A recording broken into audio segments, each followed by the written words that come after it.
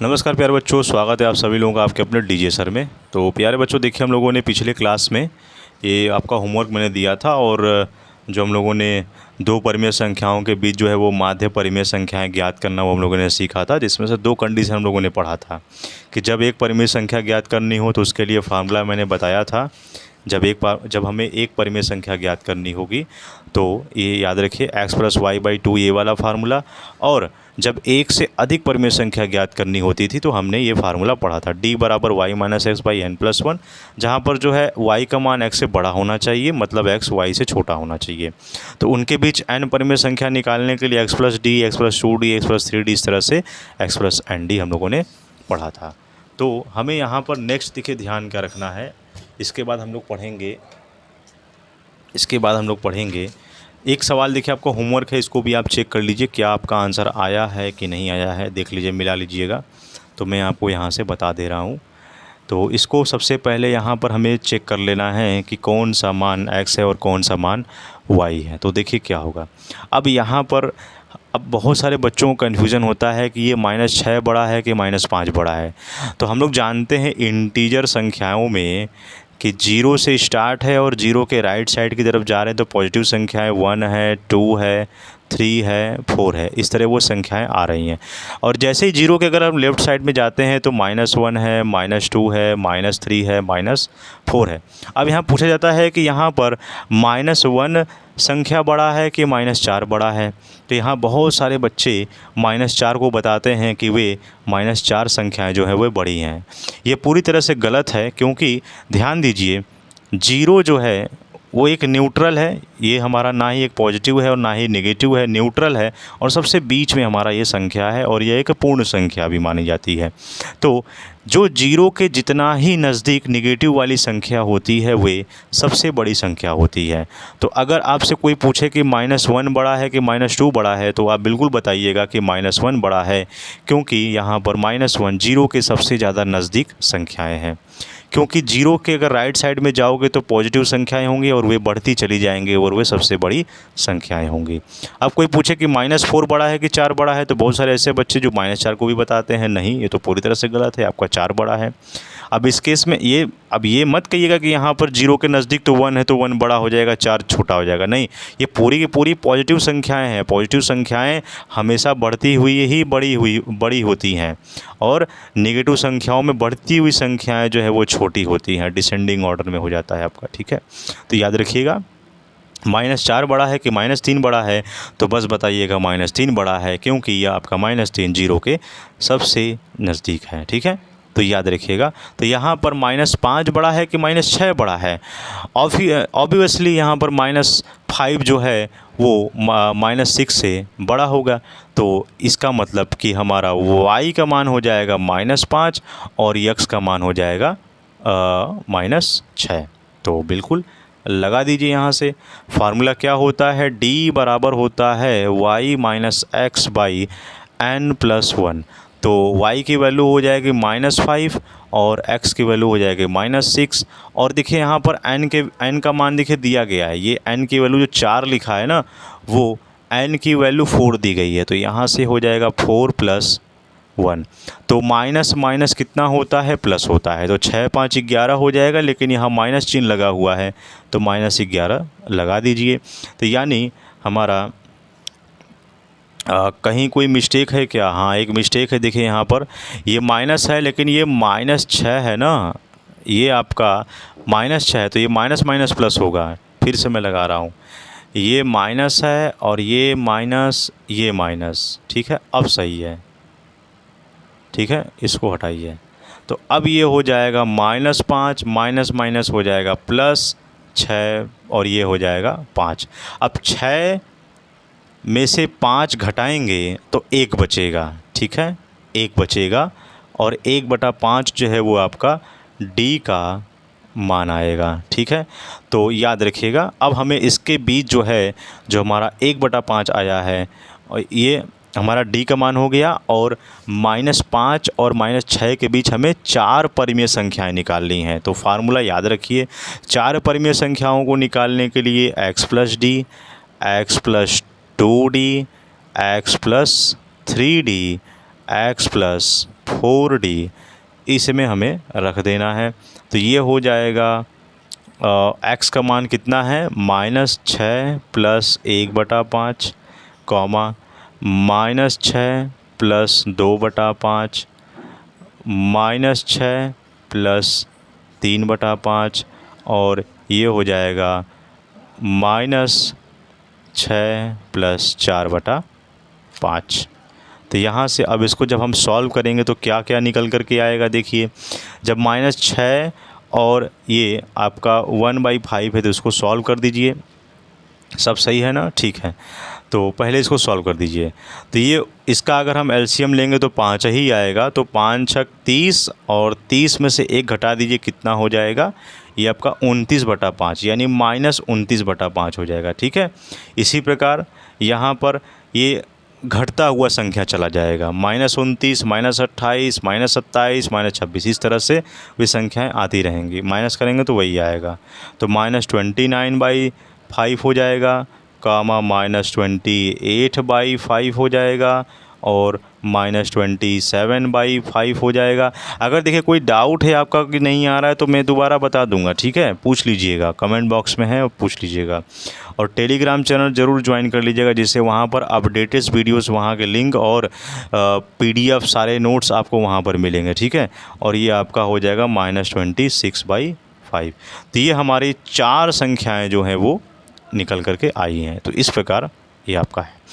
अब एक सवाल मैं आपको दे रहा हूँ जो कि आपके एग्ज़ाम में पूछा गया है, कई बार ये एग्ज़ाम में आया हुआ है।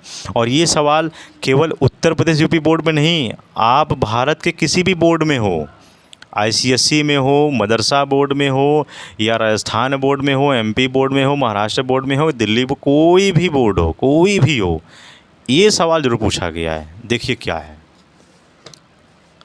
क्वेश्चन है आपका, ये CBSE में लेटेस्ट सवाल में पूछा गया आपका है, और ये यूपी बोर्ड में भी सवाल आ रहा है कि 0 और 0.1 के बीच 9 परिमेय संख्याएं निकालना है। 0.1 के बीच जो है वो 9 परिमेय संख्याएं निकालना है, ठीक है। कि 0 और 0.1 के बीच 9 परिमेय संख्या निकालना है। तो देखिए हमें पहले पता कर लेना है कि इसमें से कौन सी संख्याएं बड़ी हैं और कौन सी संख्याएं छोटी हैं। सेम वही जब आपका कोई जब एक से अधिक परिमेय संख्या होगा तो फार्मूला हमारा वही यूज़ होगा।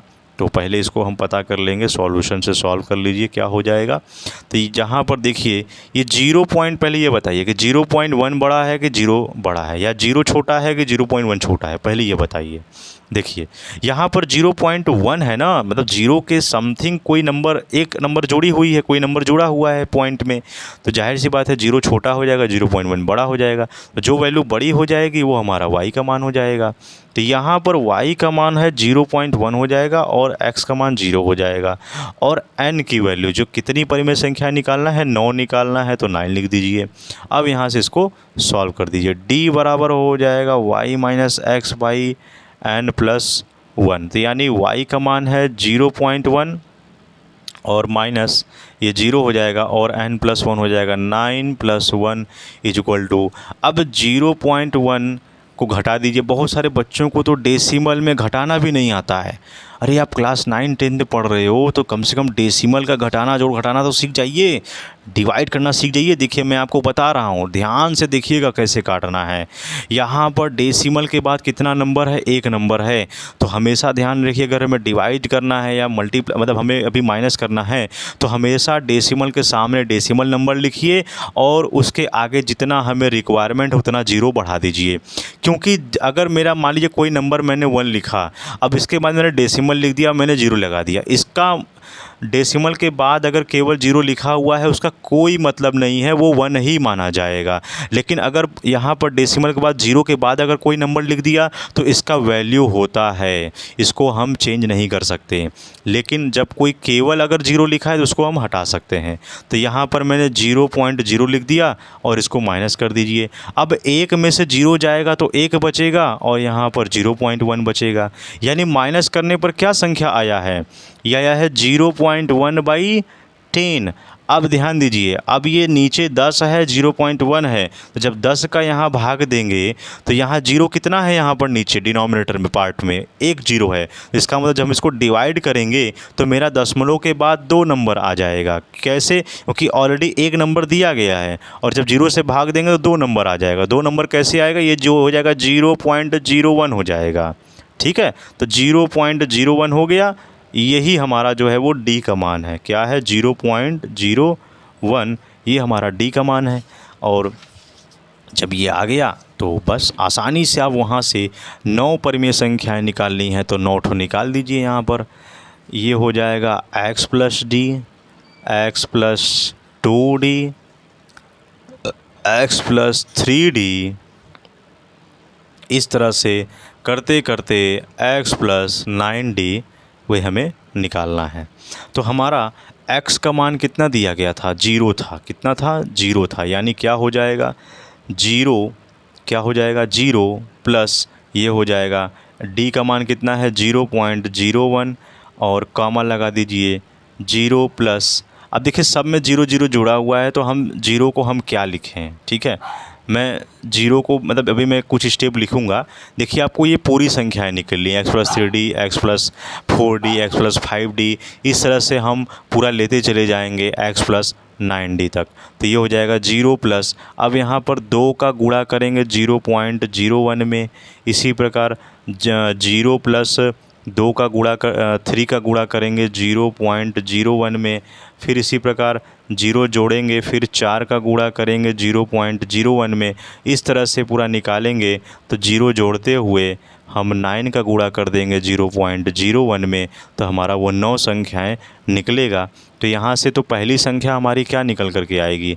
पहली जो संख्या है वो क्या निकल कर के आएगा? देखिए जो हमारी पहली संख्याएं हैं वो क्या है? 0.01 है। क्या है? 0.01 है। दूसरी संख्याएं क्या हो जाएंगी जब हम इसका गुणा करेंगे? तो देखिए अब ये हमारा हो जाएगा 0.02 दूसरी संख्याएं, और ये हो जाएगा 0.03। सबका गुणा करेंगे तो इस तरह से करते करते 0 पॉइंट हो जाएगा 09। ठीक है, ये हमारी इस तरह से 9 संख्याएं आएंगी। अब यहाँ पर दशमलव के बाद कितना नंबर दिया गया है? 2 नंबर दिया गया है। यानी इसमें जब 100 का भाग किया गया है तभी ये वैल्यू आई है। तो मैं इसको 100 से गुणा और भाग जब करूँगा तो ये 1/100 हो जाएगा, और ये 2/100 हो जाएगा, और ये 3/100 हो जाएगा। इस तरह से करते करते करते करते जो है वो 9/100 हो जाएगा। ठीक है, अब इसमें पूरी संख्याएं देखिए, मैं बार बार आपको बता रहा हूँ पूरी संख्याएं लिखना है। मैं पूरा नहीं लिखा हूँ तो ऐसा नहीं आपको नहीं लिखना है, आपको पूरी संख्या लिखनी है। 4/100, 5/100, इस तरह से सबको पूरा डिटेल में पूरा सॉल्व करना है। अब इसको जब आप कट करोगे तो ये सब जितना भी दिखे जो वैल्यू कट होगी उसको कट कर देना है। तो ये 2 × 10 फिर 3 है। इस तरह से कट करेंगे तो 1/25, 1/20, 3/50, 7/100, 2/25, 9/100। इस तरह से जब आपका पूरा कट होकर के आंसर हो जाएगा तो ये आपका 1/100, 1/50, फिर है 3/100। ठीक है, इस तरह से जब आप 4/100 करेंगे तो 1/25 आएगा।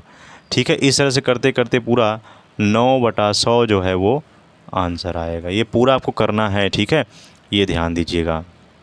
ठीक है, अब चलिए अब हम लोग आगे बढ़ते हैं। इसके बाद हमें पढ़ना है अपरिमेय संख्या। क्या पढ़ेंगे? अपरिमेय संख्या, जिसको हम इंग्लिश में इररेशनल नंबर बोलते हैं। क्या बोलते हैं? इररेशनल नंबर बोलते हैं। देखिए बहुत इंपॉर्टेंट है। चलिए देखिए क्या है क्वेश्चन। तो सबसे पहले परिभाषा लिख लीजिए, क्या होता है अपरिमेय संख्या? अपरिमेय संख्या, अपरिमेय संख्या क्या होता है? इसको इररेशनल नंबर कहते हैं। TIONAL number, irrational number. ठीक है, देखिए ये जो है वे संख्याएं होती हैं जिसको हम P/Q के रूप में हम उसको व्यक्त नहीं कर सकते हैं। ठीक है, इसको हम P/Q के रूप में हम व्यक्त इसको नहीं कर सकते हैं। जहाँ पर P और Q तो पूर्णांक है और Q जो है वो 0 के बराबर नहीं होना चाहिए, लेकिन ये हम P/Q के रूप में हम इसको व्यक्त नहीं कर सकते हैं। तो इसलिए यह एक अपरिमेय संख्या होता है। क्या होता है? अपरिमेय संख्या होता है। ठीक है, तो अब देखिए यहाँ पर कौन कौन सी अपरिमेय संख्याएं होती हैं, जैसे यहाँ पर √2 हो गया, √5 हो गया, या कोई पाई का मान हो गया, या कोई संख्याएं आपको ऐसी दिखाई दें जैसे 0.01, फिर 001, 0001, 00001, इस तरह से वो क्या है, रिपीटिंग जो है वो डेसिमल नंबर आ रहा है ना। आवर्ती जो है वो दशमलव प्रसार जो है वो अनावर्ती दशमलव प्रसार इस प्रकार से आता जा रहा है। तो ये हमारा क्या हो जाएगा, कि ये एक अपरिमेय संख्या हो जाएगा। क्या हो जाएगा, अपरिमेय संख्याएं हो जाएंगी। ठीक है, और भी बहुत सारे हैं। और ये अंडर रूट में अगर कोई वैल्यू आपको दिख गया, जैसे √2 है, लेकिन ध्यान दीजिएगा हम √4 को अपरिमेय संख्या नहीं कहेंगे। क्यों नहीं कहेंगे, क्योंकि √4 को हम √2 के पावर में 2 लिख सकते हैं, और ये स्क्वायर से अंडर रूट जो है वो रिमूव हो जाएगा, तो बचेगा 2 ही आएगा। ठीक है, ये ध्यान दीजिएगा। ठीक है, तो नोट पॉइंट में याद रखिएगा, कोई भी दी हुई जो है परिमेय संख्याओं का बीच जो है वो एक अपरिमित रूप से अनेक परिमेय संख्याएं होती हैं, जो कि प्रतीक चिन्ह आप जानते हो संख्या के वर्गमूल को इंगित करता है। जैसे √4 जो है वो 2 है, लेकिन 2 और -2 संख्या 4 के वर्गमूल ही होते हैं। ठीक है, अब यहाँ पर संख्या रेखा पर अपरिमेय संख्या को निरूपित करना। तो देखिए, हम लोग जितनी भी संख्या हम लोग पढ़े हैं, नेचुरल नंबर है, प्राकृतिक संख्या है, होल नंबर है, पूर्ण संख्या इंटीजर हैं, इन सभी को हम लोग परिमेय संख्याओं को भी हम यहाँ पर एक संख्या रेखा पर दिखा सकते हैं।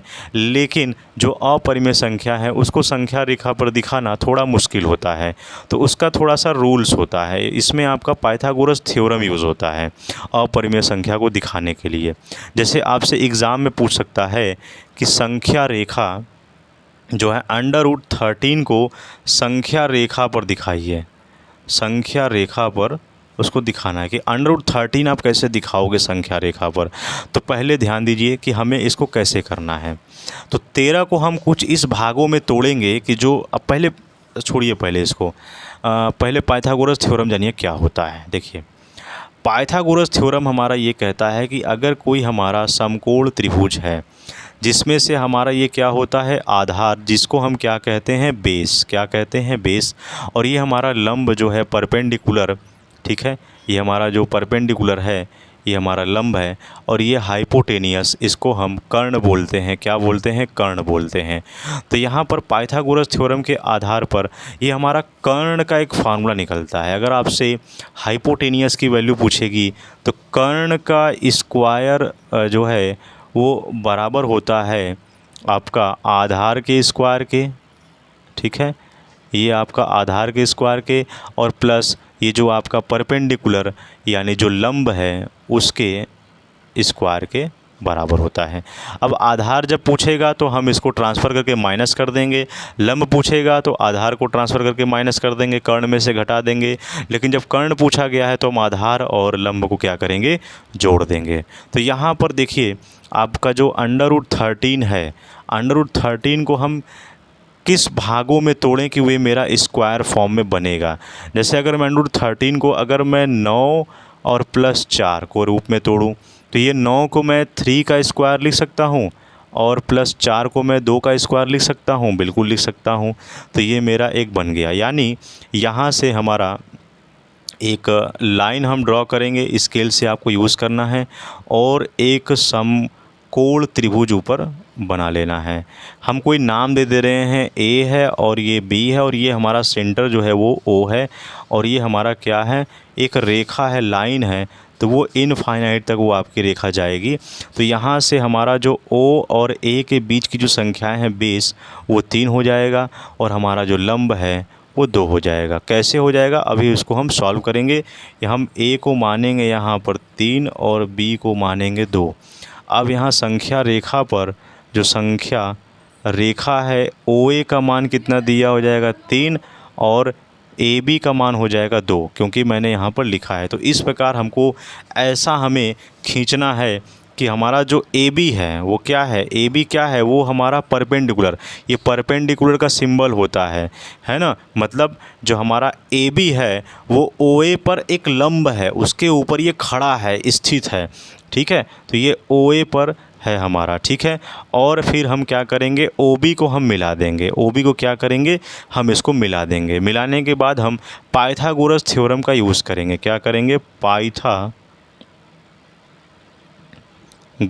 का मतलब पाइथागोरस प्रमेय, थ्योरम को हिंदी में क्या कहते हैं, प्रमेय, ठीक है। तो प्रमेय से, तो पाइथागोरस प्रमेय से अब यहाँ पर देख लीजिए क्या है, हमारा कर्ण का मान कितना है OB, लंब का मान है AB और आधार का मान है OA। तो हमारा डायरेक्ट हम निकाल दीजिए।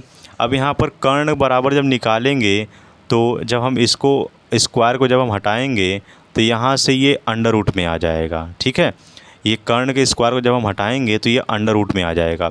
तो यहाँ से जब OB का मान तब क्या होगा, OB का मतलब ये कर्ण का मान क्या होगा, तो कर्ण बराबर हो जाएगा हमारा OA का स्क्वायर, मतलब ये आधार का स्क्वायर, ठीक है, और प्लस AB का स्क्वायर मतलब लंब का स्क्वायर है AB का स्क्वायर। अब इसमें हम सॉल्व कर दीजिए, इसको हमें बस प्रूफ करना है। 3 का स्क्वायर प्लस 2 का स्क्वायर यहाँ पर हो जाएगा अंडर रूट 9 प्लस 4, यानी ये हो जाएगा अंडर रूट 13। ये प्रूफ हो गया। अब इसको हमको इस तरह से प्रूफ कर देना है। जब ये प्रूफ हो जाएगा तो यहाँ से हम O और B के बीच में अंडर रूट क्या करेंगे, 13 लिख देंगे। और 13 लिखने के बाद ये हमारी पूरी जो संख्या है, अभी ध्यान दीजिए, जब ये अंडर रूट 13 हो गया तो हम क्या करेंगे, बिंदु O को जो है वो केंद्र मान करके हम यहाँ पर कंपास रखेंगे। क्या करेंगे, कंपास रखने के बाद O और B कंपास रख करके एक ऐसे हम यहाँ से चाप काटेंगे, ऐसे से बिंदु बिंदु डॉट डॉट हम इसको ऐसे ऐसे ऐसे ऐसे क्या करेंगे, इसको मिला देंगे और उसको एक पॉइंट C का नाम दे देंगे, ठीक है। तो बिंदु B से एक चाप लगाएंगे जो कि संख्या रेखा बिंदु C पर जो है वो इसको काटेगा। तो अतः जो है हमारा OC जो है इसका पूरा का पूरा मान जो है वो कितना आएगा, अंडर रूट 13 आ जाएगा, ठीक है। ये अंडर रूट क्या आ जाएगा, 13 आ जाएगा। बस ये सॉल्व हो गया, ठीक है। अब आपको मैं एक क्वेश्चन दे रहा हूँ कि संख्या रेखा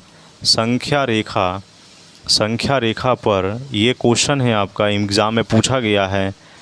संख्या रेखा पर अंडर रूट 3 को निरूपित कीजिए, अंडर रूट 3 को निरूपित कीजिए, ठीक है।